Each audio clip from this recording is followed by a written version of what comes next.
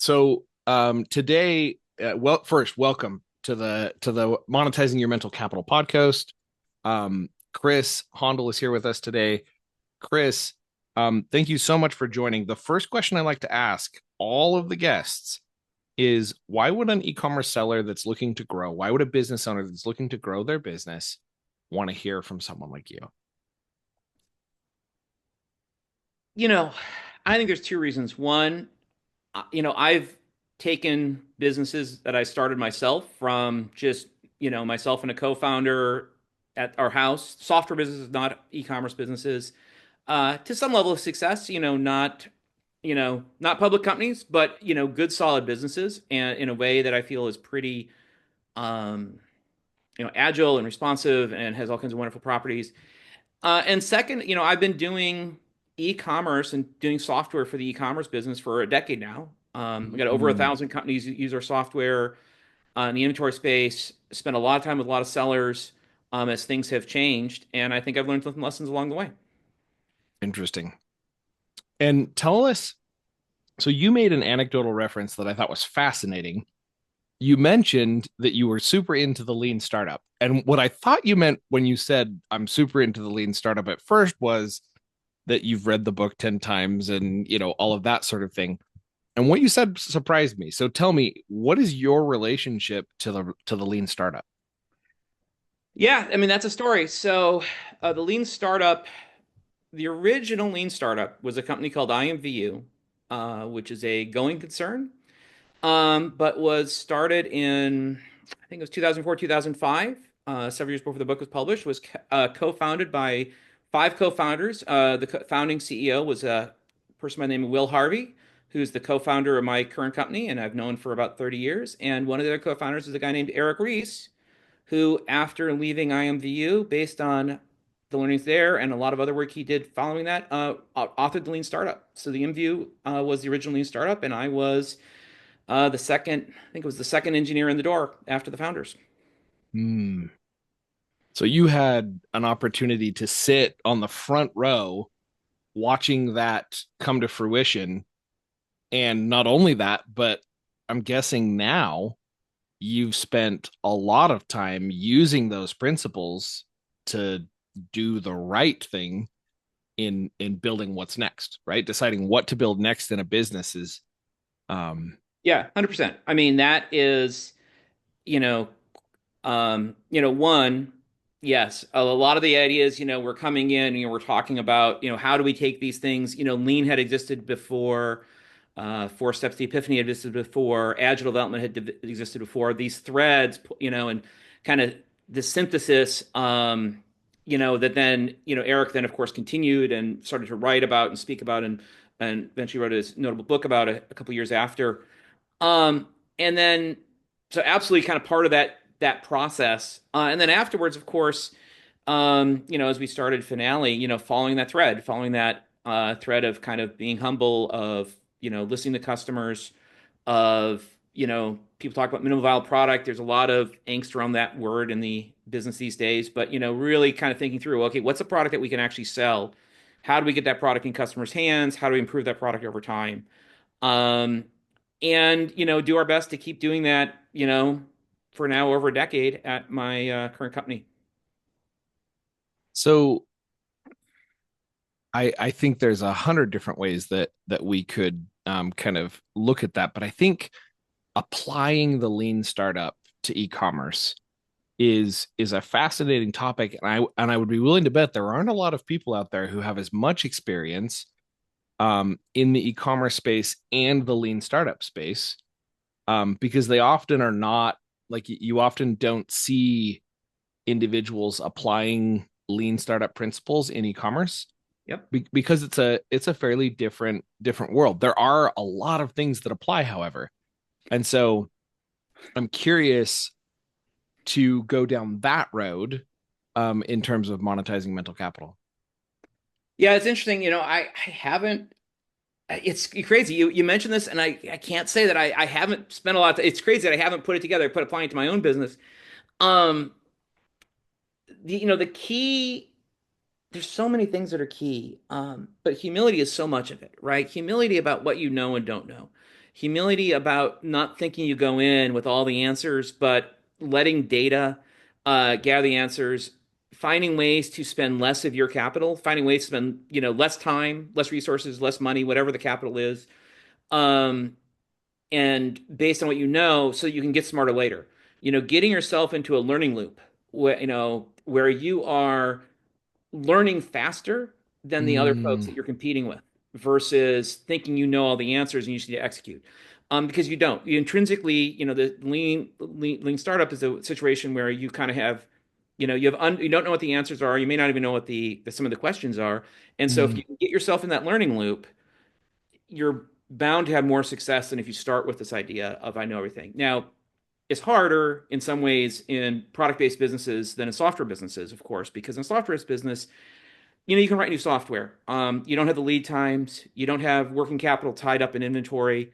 Um, but that doesn't mean that you can't be thinking about things in terms of learning, and you can't be thinking about things about how do I stay agile? How do I don't think that I have all the answers? How can I gather data then to gather the answers so that not you're actually using data to then apply to that learning loop. interesting. I think the learning loop is a key part of this. And we talked about how, one of the things we invite our guests to do is imagine that they're sitting in that coffee shop with an old high school buddy, and that old high school buddy's doing, 20, 30, 40, $50,000 a month on Amazon. And they're just, they want to really get better at product launches or reviews or product listings or advertising or preparing for selling or scaling and exiting. They really want to get better at this iterative process for what's there. And I think the fascinating thing for me, as I consider that discussion, if I were that Amazon seller sitting in that seat and you were sitting across from me and you had mentioned, yeah, I don't know if I told you, but like Eric Reese, like Lean Startup, like I was their second engineer. And I think my jaw would have dropped just like it did when you told me earlier, like, holy crap, you're that guy. Um, who's been in the middle of that. And my immediate like, well, what could you teach me that I don't already know about this? Or what discussions, what questions could I ask you that might help me apply that to my Amazon business? So when I consider the core premise of the lean startup, let's start there. Yep. As that e-commerce seller who's in that phase, who wants to grow, answer that question directly. What is the lean startup, and why is it important to an e-commerce business? So the key part is that phrase called learning loop, and it starts with this idea that it's that humility, and start with an hypothesis about what the future is, whether it's product, whether it's go-to-market strategy, whether it's expanding into another channel, um, whether it's changing your distribution strategy. Think about then how you can develop a way to, with as few resources as possible, test that hypothesis and gather data that's going to confirm or reject, right? So getting humility, you might be wrong, right? And I think that's hard for founders, right? Founders think like, I know the future. And experience says you don't. Just full stop. Like maybe Steve Jobs knows the future, but I'm not Steve Jobs, you're not Steve Jobs, right? And so how can you get a point where you've developed a hypothesis that you can then use data and use and then iteration, we use this word iteration. What it really means is develop hypotheses, figure out a way to use a limited amount of resources, and the amount of resources it kind of scales, right? So it doesn't, if you're a smaller business, it's less resources. If you're a bigger business, maybe it's more resources. But the important thing is after you've done this loop of I developed hypotheses, I figured out how I can test it, I'm going to apply resources. You need to make sure you're not out of money at the end of that, right? So you need to make sure that you can then do that loop Interesting. again and again. Because if you set it up like this, is how people used to do startups is like I'm going to make a bet, I'm going to go raise some money, I'm going to really hope that I get one shot through that loop before I have to raise my next round of capital, and up or down, right?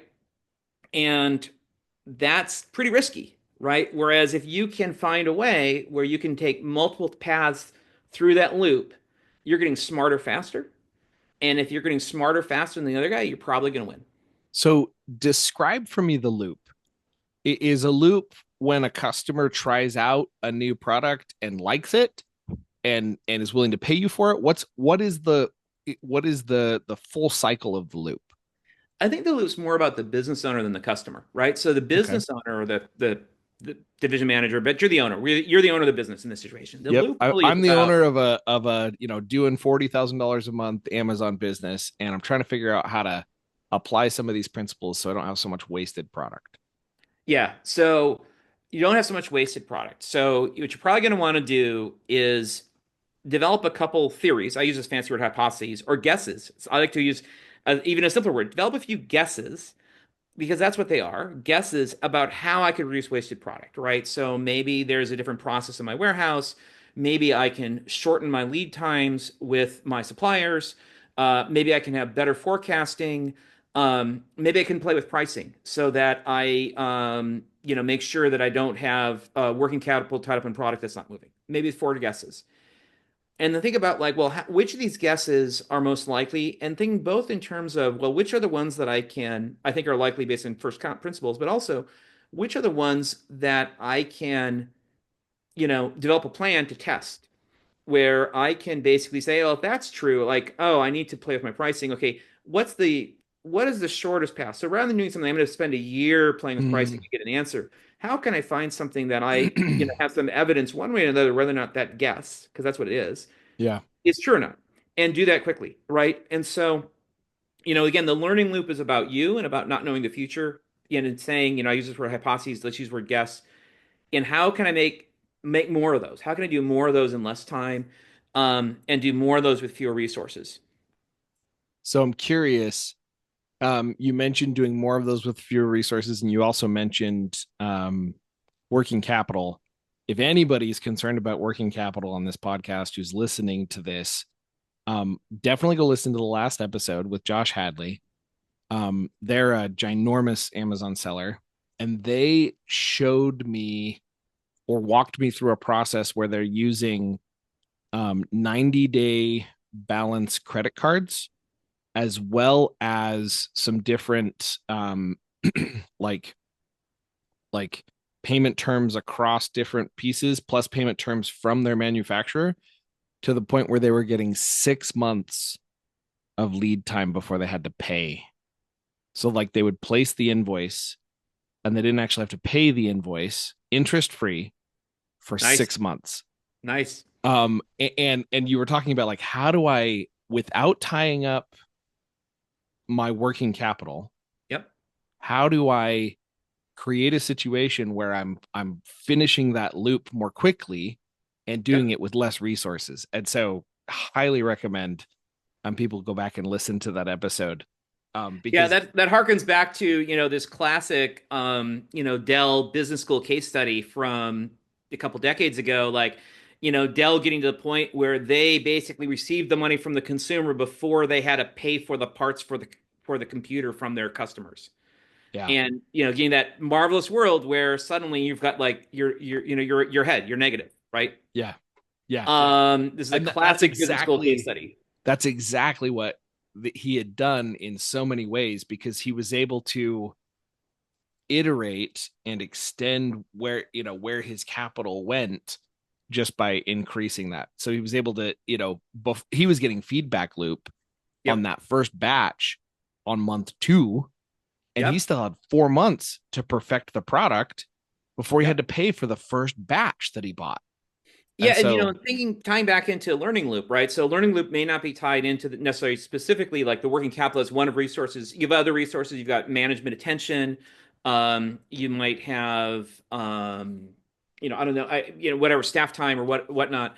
Um, if you're not in that situation of having that, that virtuous cycle and negative cash cycle, um, then you're saying, okay, well, how can I get there?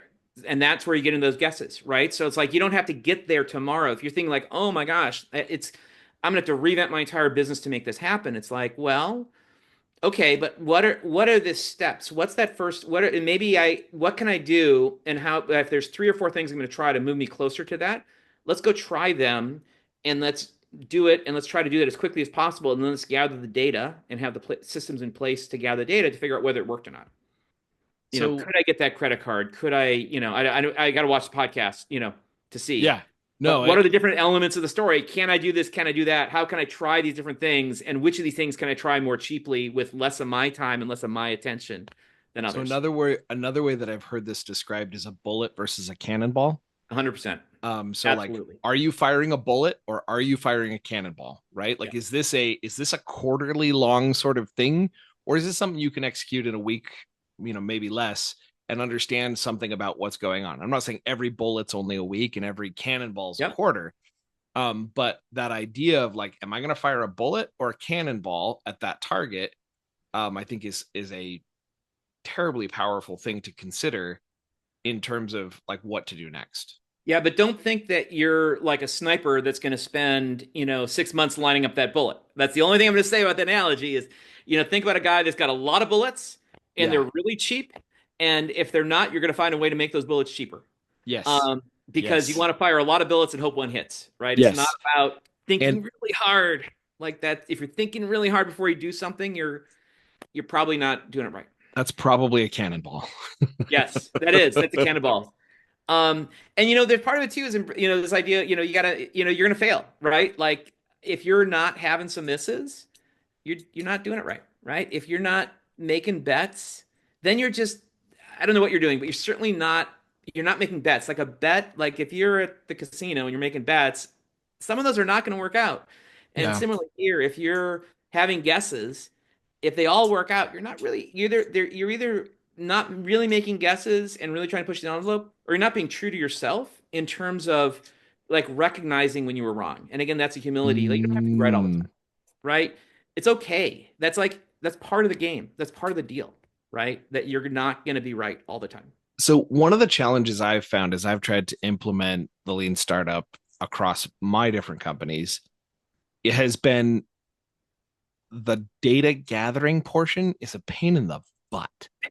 Yeah, Like I just there's some part of me that's like allergic to those like yeah, survey part of gathering like and it's funny like the even the customer feedback portion of just like customer interviews, like there's parts of that that are just so yeah. painful. And so I think that's a big reason why a lot of entrepreneurs skip the data driven approach, is because they just don't quite see the value in the data. Yeah, and it's there we've gone astray at places I know in the software industry, famous stories of people doing A/B tests on two shades of blue, right? Coming out of when this data approach was really hot. And I fell into that trap myself at my current company. We were doing A/B split tests on pages where, you couldn't reasonably, at our traffic volumes, I'm in B2B, um, get kind of the information and signal out that you want. And so I think it's important to think about data not in terms of what's relevant for someone else at some other stage, but what's relevant for you at your stage, right? And so the kind of data you're going to get if you're doing an A/B split test on Amazon's homepage is going to be different than the kind of data you get as a small business owner. But that doesn't mean you don't get data. That doesn't mean you don't evaluate, okay, what can I learn here? Whether it's qualitative interviews, whether it's, hey, my sales went up, whether it's I was rejected for that credit card or not. Mm, It doesn't mean that you don't take a piece of data. There's cargo culting that goes on, if you know that expression in the world of lean startup. They think, mm-hmm, oh, this other company did these things, I'll do those things, and therefore I will then be doing lean startup, as opposed to saying like, do you have an iterative loop? Am I collecting data that's relevant? Are you doing hypotheses that you can test with the amount of resources that are kind of small relative to your scope of control or the size of your business? mm. Um, there's you cargo cult into a bunch of things that are appropriate for a bigger company versus things that you can actually apply in your current business. So how And do that'd be I the other thing I would say about the data side. oh, I love that. I think, have you come across any hacks that have made the data gathering part less painful?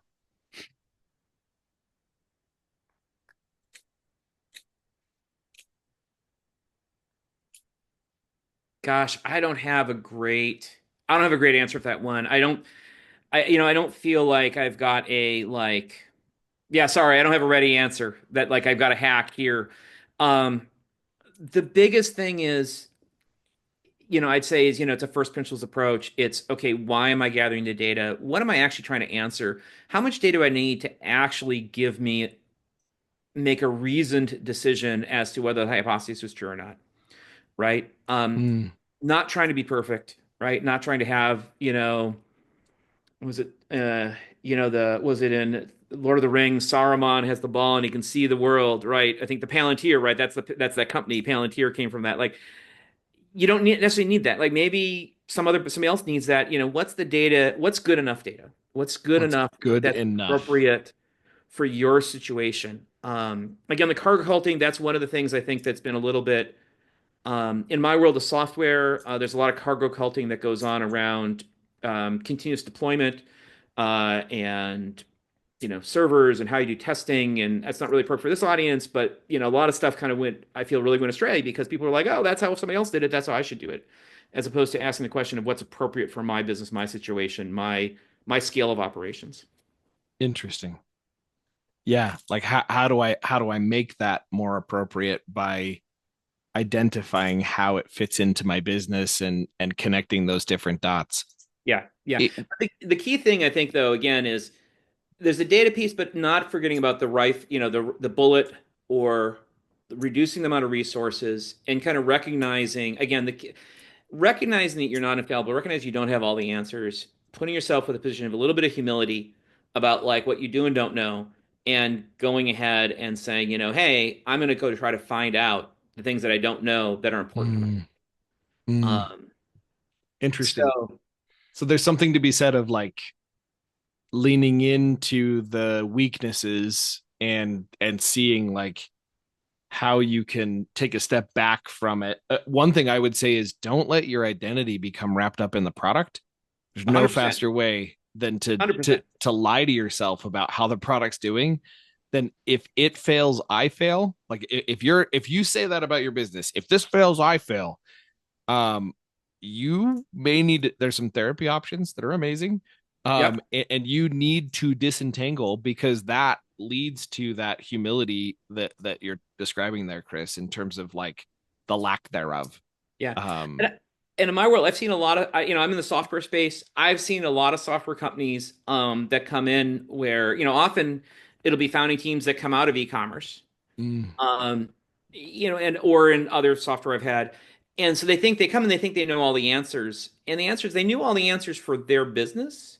yeah, They don't know all the answers for the industry as a whole and for yeah. all other businesses, and it leaves blind spots. I think it's a weakness for not having ever run. I haven't run an e-commerce shop myself, but in some ways it's a strength because I can come into the There's no space and I can bias. say, hey, explain to me what your problems are. Tell me what your solutions are. We'll work together figuring out solutions. Tell me what your problems are, what your pain points, and we can work together to figure out like, okay, how we're going to solve this stuff. Um, Fascinating. So, if you were to consider, so I just want to bring up these different points. If you were to consider product launches, reviews, product listings, advertising, preparing for scaling, or selling and exiting, those different categories, I'm going to throw it in the Zoom chat here just to make it easy for you to look at them. If you were to consider each of these different categories, which two would you say are the most important to implement something like the lean startup?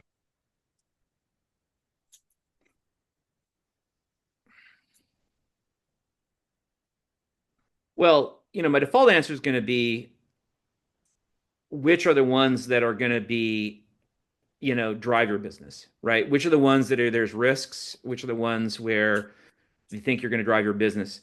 So it's a little hard to answer off the cuff. My guess is preparing for scaling and selling and exiting are probably not applicable, so I'll set those aside. Okay. Preparing for scaling is almost by definition like kind of, when I think of that, it's like, oh, I'm going to be 10 times I'm bigger than I am now, or 20 times bigger than now. You need to get ready for that today. And Yeah, 10x is better than 2x. yeah, 10x is better than 2x, but on the other hand, it's like, that will come, right? There are success disasters where on the capital side, but like, you can kill yourself preparing for something and then never get there, right? Similarly, selling and exiting, that's going to come from having the successful business. I don't think you lean startup yourself there. If I had to if I was going to go, I would probably guess, I would probably say, I'm not gonna, I would probably say launches and listings. Those are the ones where there's probably, you may very well have the most ego just have to remind yourself most frequently to be have a little humility. You may have the most ego tied up into like knowing what your products are. I think about our folks I work with in e-commerce, and as they get bigger, the way they get bigger is they've got a pretty good head for product. They got some product that the world needs, and they for whatever reason they figured that out, and they figured out how to reach that market. And then they get to a certain scale, like we've been talking about, 40, 50,000 a month, and it's like, oh, my head's going to explode with all the back office operation stuff. Mm, But you know, my guess is a lot of people are going to they're going to be really have their egos, you said, tied up. They're going to have a lot of thought around like the product, where it's listing, how we're going to launch it, and that's where we're having a little humility and being like, hey, I might not have all the answers. We probably use the most support, and so you mm, probably think like, let me apply some of these principles in that space. I love it. And if you were going to design an experiment where you're testing a hypothesis, Mhm. and let's imagine that you're designing an experiment around a product listing, and you are actually selling fidgets. So like fidget toys, the different spinners or different things like that. Um, the challenge that you're facing right now is that sales have just completely plateaued. Mhm. You appear to be capturing as much of the market as possible, um, but you're also not the only thing on that product listing page from a standpoint of like the search results. You are the number one slot. I'm curious, as you consider that scenario that I just pulled out of the air, Okay. how would you design a true lean startup hypothesis test to help you identify, what to do next?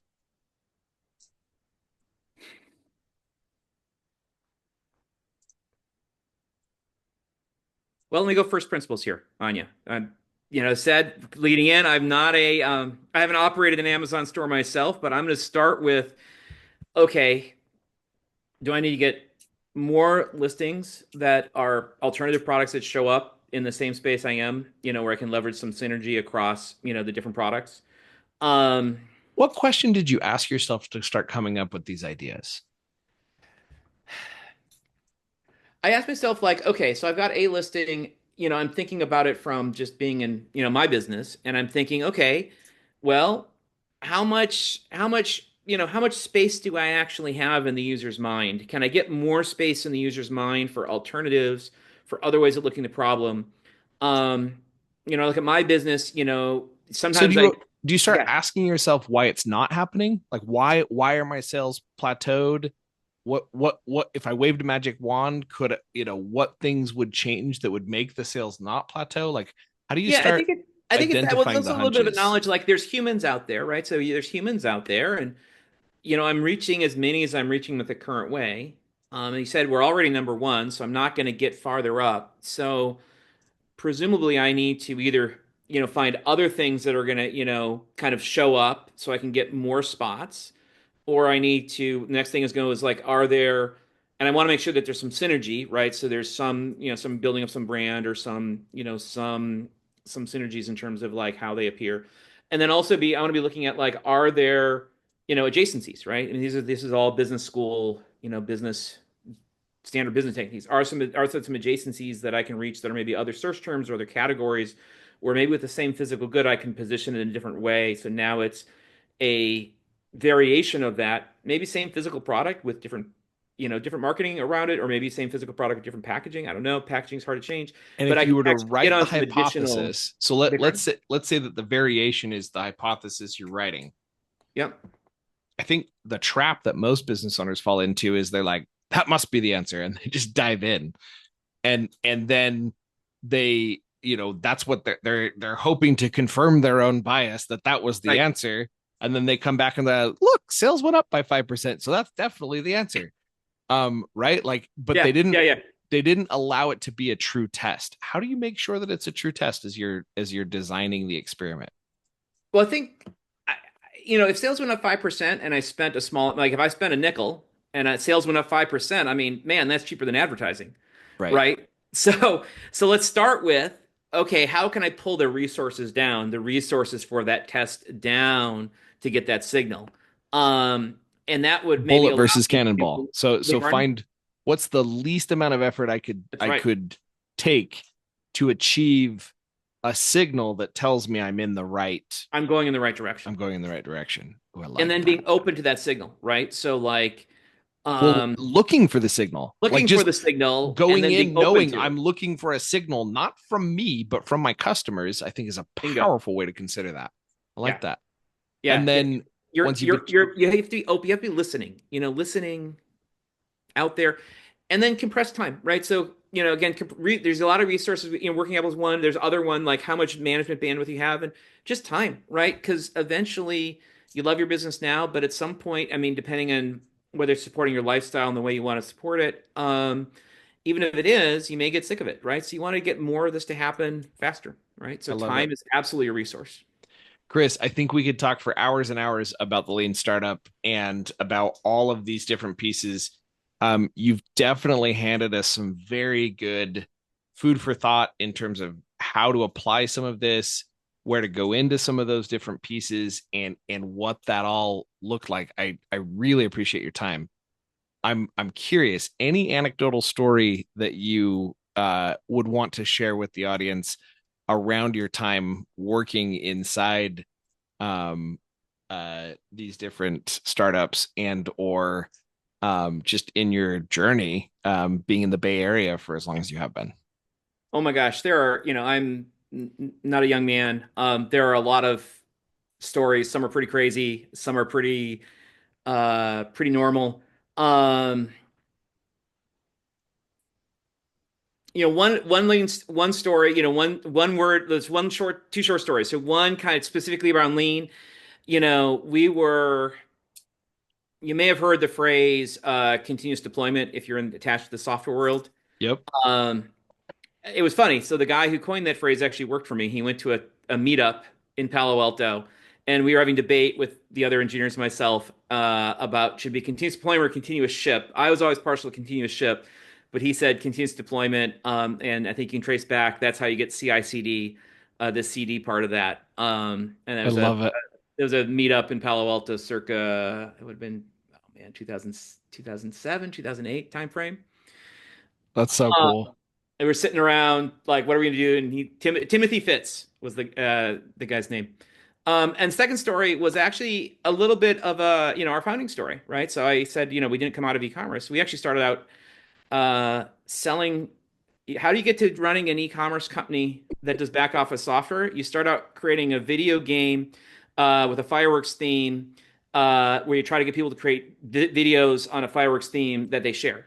Because we knew it was something about consumer entertainment that very quickly, but this is listening, right? So we brought Wait it a to second. Wait a second. You were going to make a video game where video I game, make a fireworks display? basically to make a fireworks display, and you basically set it to music and share it with your friends. Okay. Maybe not a great idea, but again, this was 2009, and social media was different for those of you that are, Yeah. I don't know what you're doing in 2009. It was 15 years ago now, 16 years ago now. You Yep. may not Yep. recall what social media was like back then. It was I different do. than these days. I do. Very different. Um, but it was the wrong idea. But you know what? It didn't matter because we got together on June 1st, was I think the first day we started our company. We brought it on, I think it was the second week of August. We were in Mason City, Iowa at an event called the Pyrotechnics Guild International, which is a fabulous event. You should really check it out if you like fireworks. Um, and we put it in, there were 2,000 people that just love fireworks to the point they're going to spend a week in like middle of Iowa to watch fireworks. Talk And they're about like, your this is the ideal. dumbest thing ever. Oh my gosh. But what we really want is some software that can actually design real fireworks shows. Oh. And so they said, can you hook it up to this firing system? There's another vendor on the other side of the trade show floor. The trade show floor was the cow barn, just so we're clear. It's a county fairgrounds, and that's where the trade show runs. Cow And burn. they swept it out, of course, beforehand. And so we talked to the folks across the way and the other folks across the way, and we showed up on Monday. And by Wednesday, this is like this is they use the word pivot, and we were software to design fireworks shows. Um, and that we then integrated with hardware, brought that in the market, and then again listening to our customers, followed it up. After a while they're like, this fireworks show thing is interesting, but designing the shows is not our business. We really are importers. We bring the fireworks in from China. We import them, we warehouse them, and then we have to set them up. And we have to track the inventory. Otherwise, we're going to go to jail. You need to do inventory software for us. And it turns out that your value proposition is don't go to jail. People buy your software. When the pain you solve is don't go to jail, they buy your software. They buy your software. It's a pretty good value proposition. Um, Grizz, I think that takes the cake right there in terms of like discovering a pain and following it all the way down. And I love that you took that, your idea for this social media driven fireworks show thing, and you went to like 2,000 people who should have been like the most excited in the world around this social media thing. And I'm sure there was probably a few people who were excited yeah, about they it. thought it was cool. And let's talk about data because data is appropriate, right? So we were two folks, right? And we had a benchmark. We wanted to sell 40 licenses. So we went in with a hypothesis. We went in with a goal to sell, take 40 money in exchange licenses. for a good, um, with the handicap of no one knew who we were, and we wanted your money today, but we weren't going to give you any software until October, but 3 months later. However, we were only asking for $40, so like what's $40, right? Even 15 years ago, $40 wasn't that much money. Yeah. But that's an example for the data point. Like, okay, it's not this big complicated thing. It was like, all right, let's Yeah. go Am I from willing to there. risk my $40 on the idea that this could be kind of cool? Oh, and I'll give you a money back guarantee, but who are you? And I don't really know if I'll ever see you again. So do I risk the $40? And you were getting no, no, no, no, Well, no. we had some yeses. We actually we got no's, but then it's like once we said, hey, we'll integrate with the firing systems, we got more yeses, right? And then we crossed our threshold of the number of people that said, okay, we want to know, is it a positive result? And we did get by Wednesday, we had enough people to say yes, that it was a positive result on that hypothesis. Well, the fascinating thing is you actually didn't get a positive result. You got a negative result and pivoted mid swing.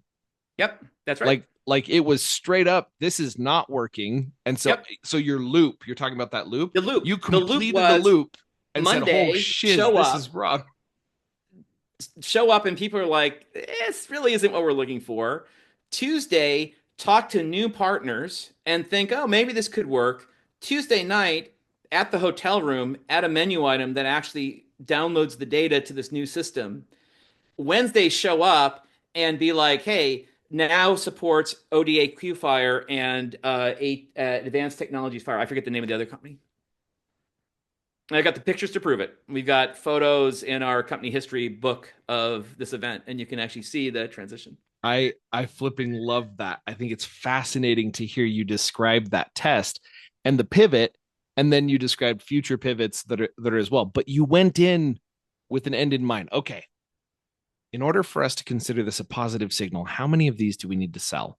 Bingo. And I think that if you go in with that sort of a hypothesis, that was the hunch, Yep. you either will or you won't. And you did because you pivoted on the negative result that you got on Monday Yep. into building an integration. I bet those were some sleepless nights.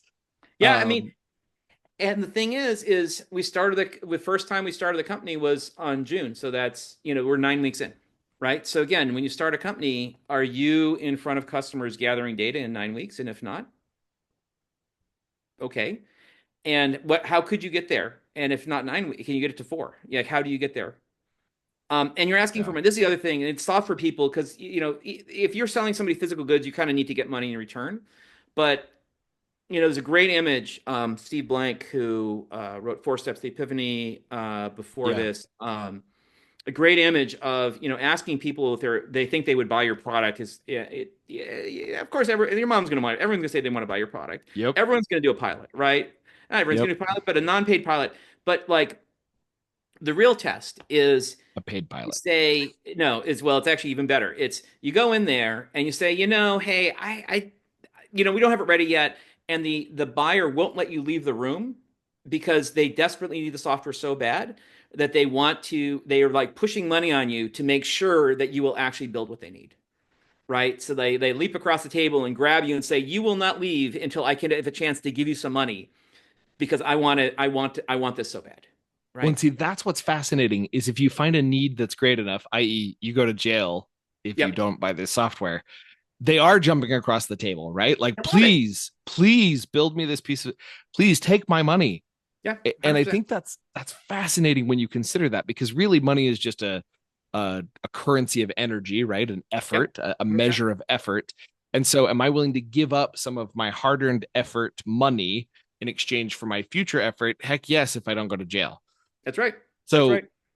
I think what you've described there is a fascinating example, and I think the same could be true in the sellers that we're talking about. If they've developed any sort of audience, they've captured 100%. 500 email addresses. Send out an email to everybody and say, "Here's the product, and guess what? You can purchase it for 50% off right now, Yeah. starting to ship in 3 months." Right? Like, That's 100% a test. 100% a test, and if right? they won't, and 100% refund guarantee if you change your mind between now and then, like you can, we're at a point where the level of trust in the internet has increased to the point where we're more willing to put our credit cards into random websites. For a long time, I used to tell my grandma, do not put your credit card in anywhere except Amazon.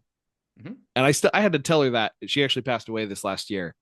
I'm getting to the point now where I would have had to start telling her, okay, it's probably okay to put your credit card in some other websites, but do me a favor and send me the link before you do, Yeah. because the last thing I want is you to get it drained. But we're at a point now where that's become more common, and people have taken more of those risks, and it's out there. So you can ask, and you will get um, a signal from the buyers. Yeah, you can. And if you can build an audience, right? That's one of the things that you said there, right? Is you can, we talk a lot about marketplace sellers, but if you can find a way to build that audience, to get that direct connection, there's this whole nother topic about repeat sales and Oh yeah. how do you build brand and how do you, Oh yeah. people talk about FBA fees, but if and Amazon fees, but if that really is a way that you get the first sale, but you're going to get more sales in the future that are maybe Yep. not, at higher margin, there's a lot, you can get in Yep. trouble that way, of course, as well. Oh yeah, But you yeah, can. it's 100%. But yeah, so there's two stories, right? So there's one, you know, little bit of a lean startup story in the early days, kind of coinage of a term, a million other lean startup stories, and a little bit of an application for, two folks working out of their house, going to the middle of, actually, it was on the edge of Iowa. It wasn't actually the middle. It was Mason City. It's not quite on the middle of Iowa, but going to Iowa, 1,000 miles away to test their hypotheses, where the data was, did 40 people want to spend $40? I love it. I love it. Chris, I appreciate you. How can our listeners reach out? How can they find out more about your inventory management software? Yeah, love to talk about, of course, our business. They can reach out to me. It probably best find me on LinkedIn these days. LinkedIn is great. I'm sure that there will be, my name and stuff will be in the contact information. Also, Yep. my company is Finale Inventory. We do software for inventory management, multi-channel sellers. There's a million different on-ramps, whether you're doing barcoding or warehouse management or FBA and trying to forecast FBA, or multi-channel selling, a million different on-ramps to kind of solutions to the problems. So finaleinventory.com is my company. I love it. And I can tell you based on some experience, my colleagues, Scott Scharf and Sierra Ray, have had with the Finale team that they take good care of people. So appreciate you on the show today, and we'll wrap it up for this episode of Monetizing Your Mental Capital. 100%. Thanks, everybody.